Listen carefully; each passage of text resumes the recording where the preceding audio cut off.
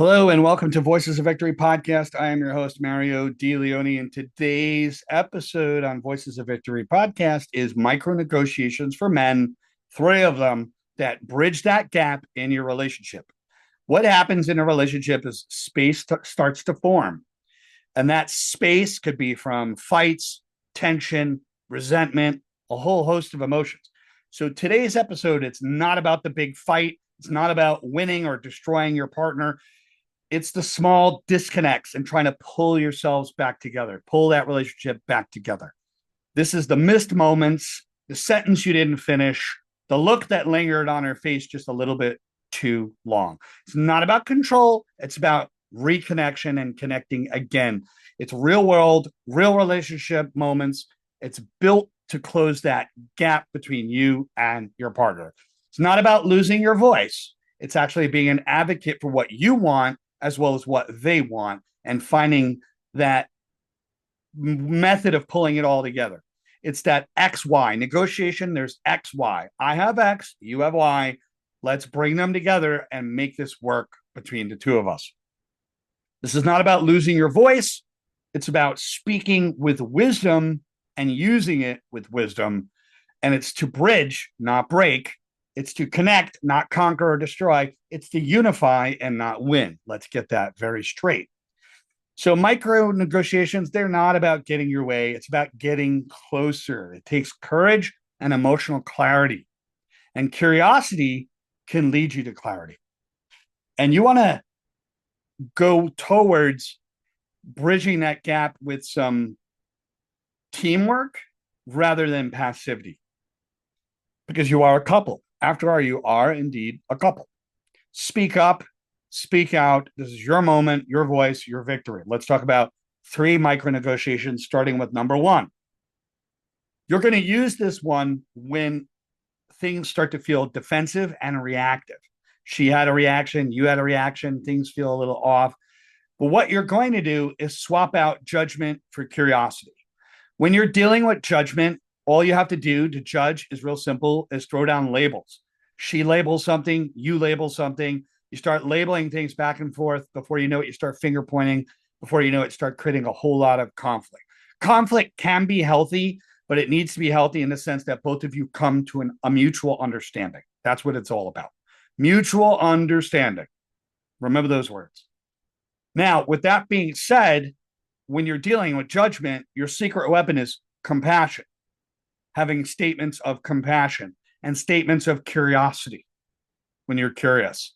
That's so important. I want to share that with you. So important. Let's go over the very first one. Right now, this feels bigger than the both of us. Can we take a step back and try to look at what's really going on underneath together so we can work this out? So what that really does is it starts putting you in a place of curiosity. Let's go over the next one. The next one, we use it when you're owning your own patterns. Let's face it, men, we have our own patterns. We have our traditional habitual patterns. Some of us are going on autopilot with the TikTok punch in, punch out way of life. And we're not even consciously aware of some behaviors. And if you are, that's an opportunity to work on that, right? To do a little work on that area, that little inner work that's going to work on that so it doesn't happen again. Right? That's what that's about. So this is owning your pattern and you're inviting support with your partner, not assigning responsibility and blame. Okay. And you might pull away, and that's where this comes in handy. You say, I know I pull away when I get overwhelmed. If you notice that, would you be okay in just reaching out to me tonight or tomorrow? Because right now I need a little pause on what's going on. That's it. Okay, straightforward. Keep that in mind. You're really getting into that place of inviting support. Right? Now, the next one, which is the last one for this episode, is when silence turns to resentment. Because that's what happens. When they get shut down, you get shut down, it's going to feel like you're trying to pull teeth. You're doing dentistry to get them to talk and communicate. It's going to become a mess, put it that way. When silence turns to resentment, it becomes an issue. You have to replace pressure with clarity. Okay, let me say that again. Pressure with clarity. So the micro negotiation statement would sound like this. I'm not expecting you to read my mind, but whatever I'm feeling right now, that's on me. Can I tell you exactly what I need instead? Right. And the whole point of telling them exactly what you need is because you don't want them to become a mind reader, to try to put on a mind reading cape to figure out what your feelings are, how you feel. Right. So just keep that in mind, that you're asking for what you need.